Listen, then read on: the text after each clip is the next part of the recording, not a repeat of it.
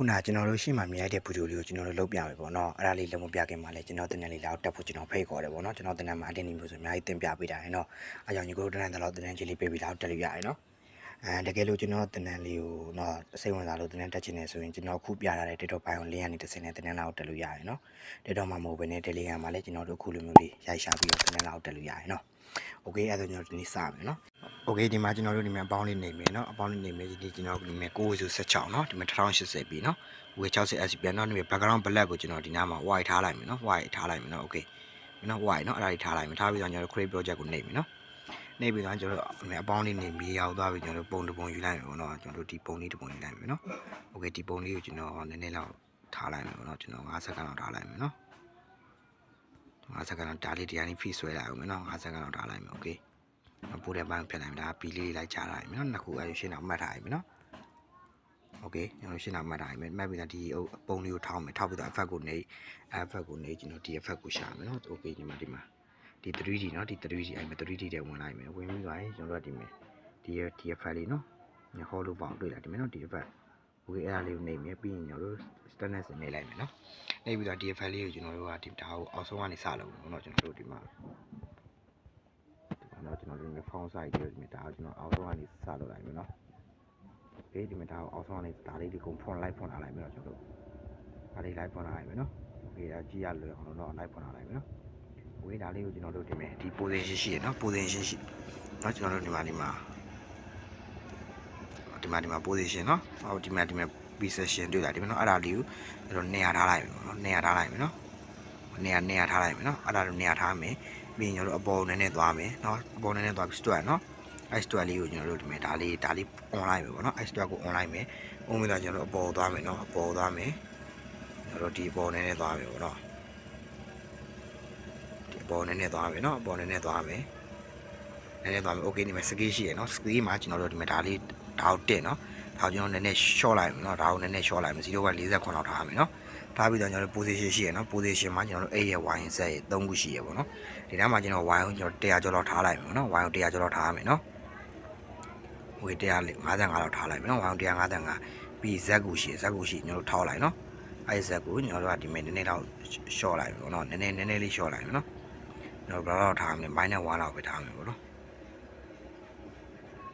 Okay -1 ထားခဲ့လိုက်မယ်နော် -1 ထားခဲ့လိုက်မယ်ပြီး smoothie မှာကျွန်တော်တို့ဒီမှာဒါကို900လောက်ထားမယ်ပေါ့နော်ကျွန်တော်900လောက်ထားလိုက်မယ်ပေါ့နော်ဒါကို900လောက်ထားလိုက်မယ်နော်ကျွန်တော်ဒါကို900လောက်ထားလိုက်မယ်နော်ဒါကိုကျွန်တော်900လောက်ထားလိုက်မယ်နော် Okay 900လောက်ထားမယ်ပြီးရင်ကျွန်တော်တို့အပေါ်နဲ့သွားမယ်နော်900လောက်ထားခဲ့လိုက်မယ်နော်အဲ့ဒါထားပြီးတော့ကျွန်တော်တို့ဒီမှာသင်္ကနက်ရှိရနော်ဒီမှာသင်္ကနက်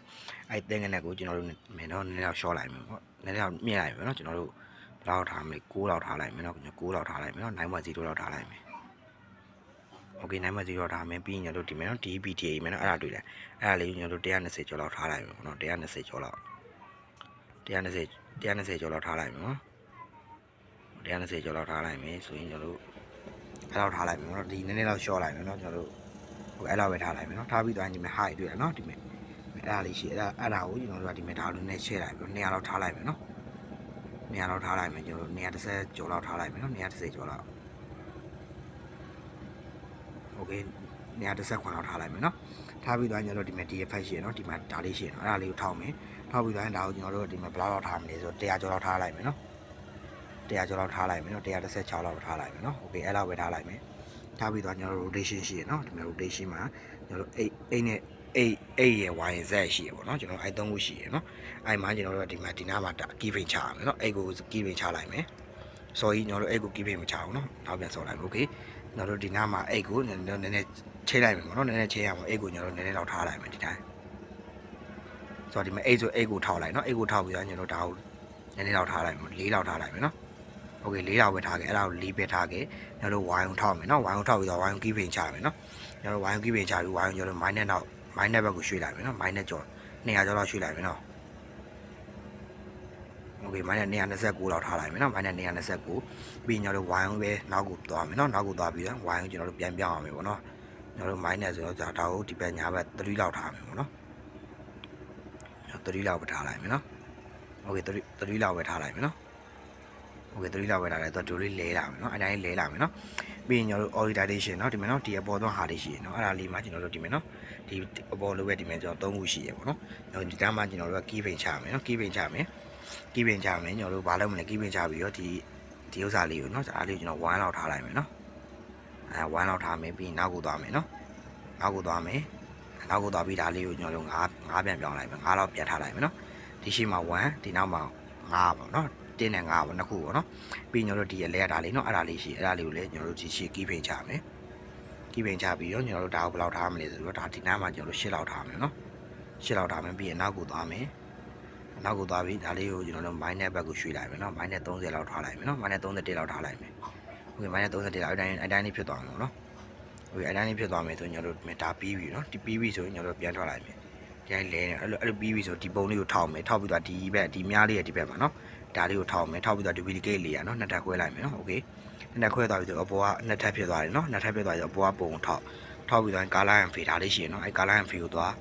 ပြီးတော့ဒီမှာနော်ဒီကျဲလေးရှိရနော်ဒီမှာနော် star လေးနေအဲ့မယ်အဲ့ဒါလေးရှိအဲ့ဒါလေးကိုထောက်ပြီးတော့ညတို့ကဒီမှာဒီပုံလေးထားလိုက်မယ်နော်အဲ့ပုံလေးထားလိုက်မယ်နော်ထားပြီးတော့ညပေါင်းလေးနေတယ်အဲ့ဒါလေးဖြစ်သွားအဲ့လိုလေးပေါ်ပြီးဆိုရင်ညတို့ဒီအပေါ်ကပုံထောက်ပြီးတော့အဖက်ကိုနှိပ်ပြီးဒီ effect ထဲမှာကျွန်တော်တို့က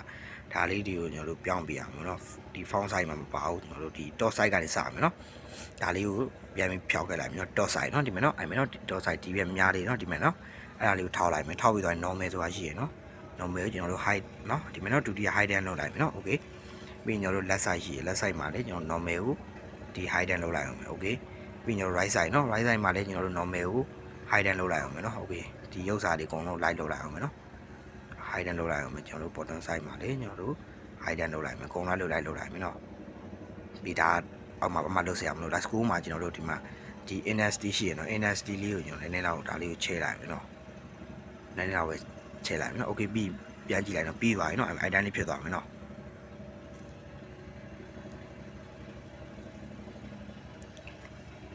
โอเคဒါကျွန်တော်တို့ hollow bound tutorial လေးပေါ့เนาะကျွန်တော် TikTok မှာလာမိထားတဲ့တယောက်ရှိလို့ဒါလေးလုပ်ပြရတယ်ပေါ့เนาะတကယ်လို့ဒီ TikTok မှာ live motion နဲ့ပတ်သက်ပြီးကျွန်တော်တင်မိထားတာလေးတွေ့လို့ edit နဲ့ပတ်သက်ပြီးစိတ်ဝင်စားတယ်ဆိုကျွန်တော်စီတင်တန်းလာတက်လို့ရတယ်เนาะတင်တန်းကြီးတင်တန်းတော့ပေးပြီးတော့တက်လို့ရတယ်เนาะโอเคကျေးဇူးပါလို့ကျွန်တော်နောက်ဗီဒီယိုမှာပြန်လည်တွေ့မယ်เนาะအားလုံးပဲတက်တာဘိုင်